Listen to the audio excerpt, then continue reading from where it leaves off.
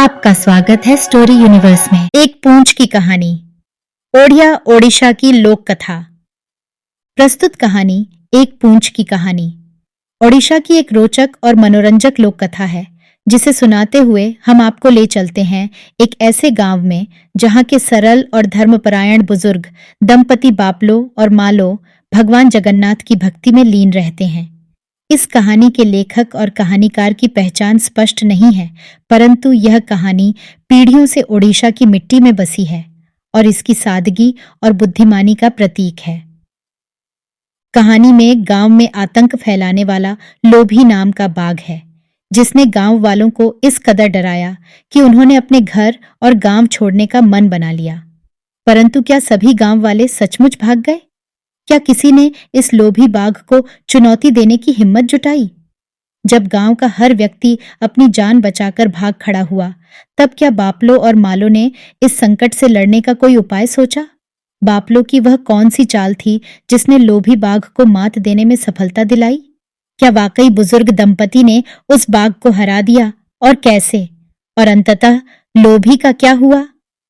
कहानी का हर मोड़ हमें यह सोचने पर मजबूर करता है कि बुद्धिमानी और हिम्मत से हर मुसीबत को हराया जा सकता है। यह कथा हमें सिखाती है कि डर के आगे जीत होती है, और जहां पूरी दुनिया हार मान ले, वहां भी साहस और धैर्य की जीत सुनिश्चित होती है। यह कहानी दिलचस्प और प्रेरणादायक है और आपको यह सोचने पर मजबूर करेगी कि जब भी जीवन में कोई लोभी आए तो उसे मात देने के लिए एक बापलो की तरह अद्वितीय उपाय ही काफी होता है। तो चलिए शुरू करते हैं। उड़ीसा के एक गांव में एक बुजुर्ग दंपति रहता था। पति का नाम बापलो था और पत्नी का मालो। वे बहुत निर्धन थे और उनके कोई संतान नहीं थी। बापलो के पास थोड़ी सी जमीन थी, जिस पर वह सब्जियां बो लिया करता था। इनमें से कुछ सब्जियां तो उनके घर में ही काम आ जाती और बाकी बापलो बाजार में बेच आता था। यह गांव घने जंगल के किनारे पर बसा था, इसीलिए यहाँ बहुत शांति थी। यह दंपति अपना अधिकतर समय भगवान जगन्नाथ की पूजा अर्चना में लगा दिया करता था। कुछ दिनों से गांव में लोभी नाम के एक बाघ ने आतंक मचा रखा था। घरों के बाहर बने बाड़ों में से रोजाना कोई न कोई पशु उसका शिकार बनता था।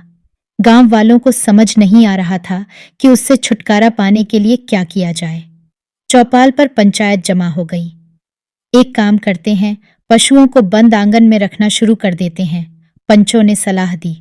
जिन लोगों के घर में बड़े बड़े आंगन थे, वे इस पर सहमत हो गए। सभी के पशु पास पड़ोस के आंगनों में बांध दिए गए, लेकिन लोभी को कोई दीवार नहीं रोक पाई।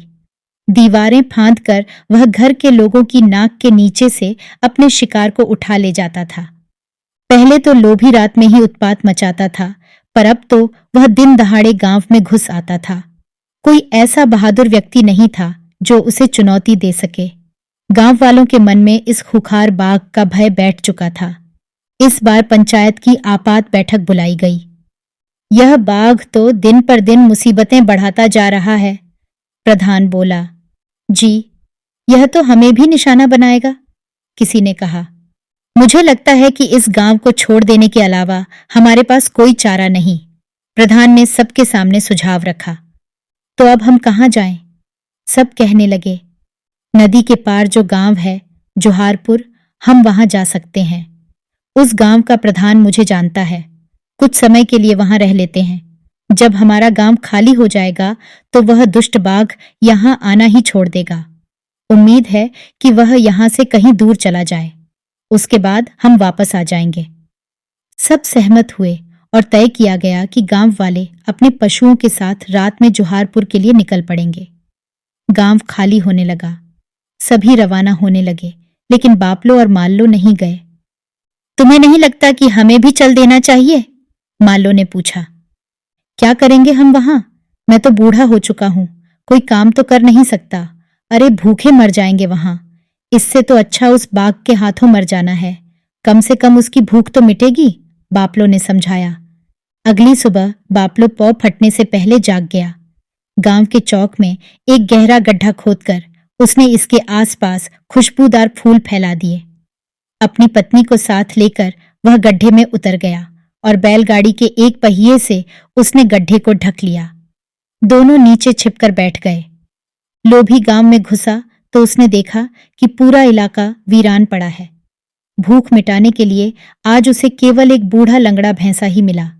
गांव के चौक में पहुंचकर लोभी जोर जोर से दहाड़ने लगा। वह अपने आप को गांव का राजा समझ रहा था। कुछ देर बाद वह बैलगाड़ी के उसी पहिए पर जा बैठा।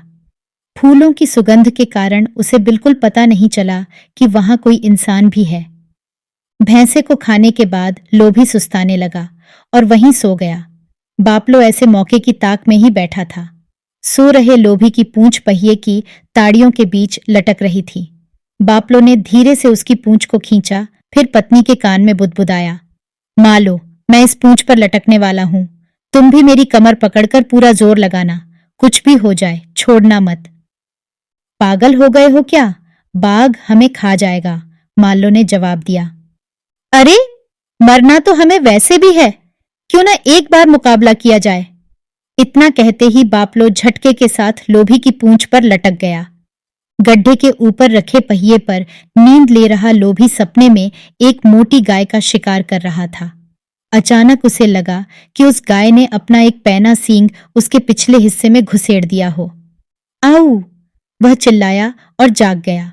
उसे लगा कि वह ठीक से खड़ा भी नहीं हो पा रहा है। तभी उसने पहिए की ताड़ियों में से नीचे झांका। उसे मालूम पड़ा कि एक बूढ़ा उसकी पूंछ को पकड़े हुए है और बूढ़े की कमर को एक बुढ़िया ने पकड़ रखा है। बूढ़े की कमर को एक बुढ़िया ने पकड़ रखा है।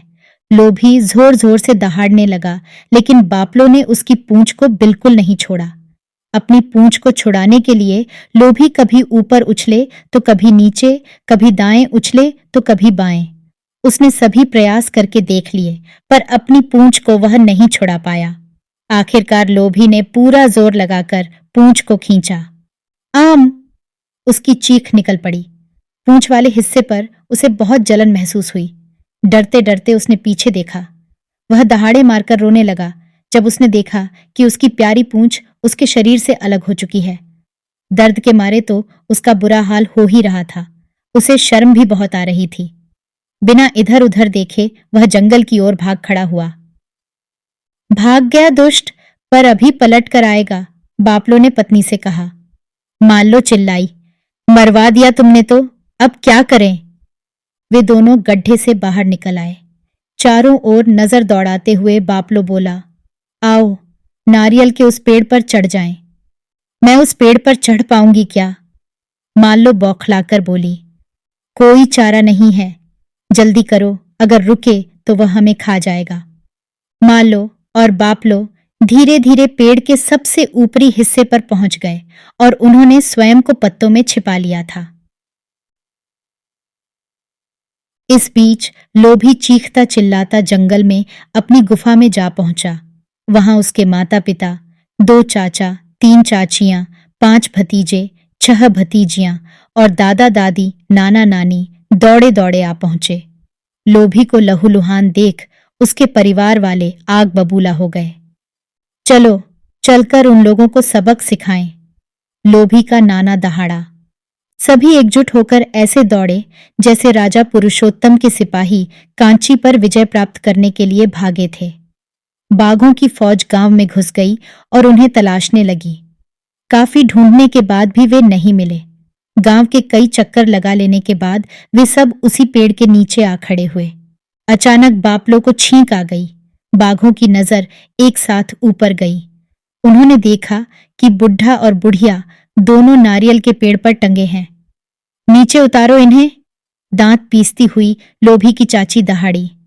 खुद तो वे दोनों नीचे उतरने वाले थे नहीं। सवाल उठ खड़ा हुआ कि इन्हें उतारा कैसे जाए। सबकी सहमति बनी कि एक के ऊपर एक चढ़कर उन दोनों तक पहुंचा जाए। लोभी को सबसे नीचे खड़ा किया गया, फिर उस पर उसके चाचा, फिर उसके ऊपर एक चाची। इस तरह सब चढ़ते चले गए। ऐसे करते करते एक ऊंचा स्तंभ बनने लगा। अब माल्लो की दिल की धड़कनें तेज होने लगीं। वह बोली, अब हमें कोई नहीं बचा सकता। मूर्ख, कुछ सोचने दो मुझे, बापलो चिल्लाया। अगले ही पल वह बोला, एक काम करो, रोना धोना जारी रखो। इतना कहने की देर थी कि माल्लो दहाड़े मारकर रोने और चिल्लाने लगी। हे मेरे भगवान, अब क्या होगा? बाघ तो हमें खा जाएंगे। रोना बंद करो माल्लो और सुनो मेरी बात। इस पेड़ पर जो नारियल लगे हैं ना, एक एक कर मैं इन्हें तोड़ूंगा और सबसे नीचे खड़े पूंछ कटे बाघ को मारूंगा। तुम्हें तो पता है मेरा निशाना अचूक है। एक नारियल भी अगर ठीक उसके सिर पर जा लगा तो उसका सिर बुरी तरह फट जाएगा। पूंछ तो इसकी काट दी है, अब ये अपना सिर भी तुड़वाएगा। नीचे खड़ा लोभी यह सब सुन रहा था। ये बुढ़ा और बुढ़िया तो मेरी जान लेकर छोड़ेंगे। पूंछ तो उखाड़ दी, अब मेरा सिर तोड़ने की तैयारी कर रहे हैं। अच्छा हो कि मैं यहां से भाग लूं। लोभी ने सोचा और वह वहां से भाग लिया। लोभी के नीचे से हटते ही उसके सारे रिश्तेदार एक के बाद एक दूसरे पर गिरते गए। उनके सिर फूटे, हड्डियां टूटी, पैरों में मोचें आईं और उनकी पूंछें कुचली गईं। अब तो उन्होंने आव देखा न ताव, वे हड़बड़ाते हुए जंगल की ओर दौड़ पड़े।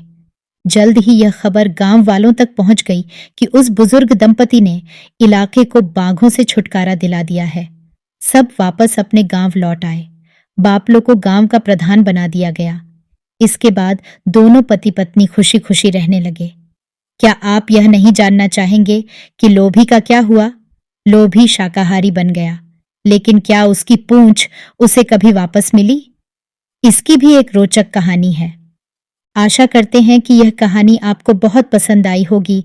ऐसी और कहानियां सुनने के लिए जुड़े रहिए हमारे चैनल स्टोरी यूनिवर्स के साथ। धन्यवाद।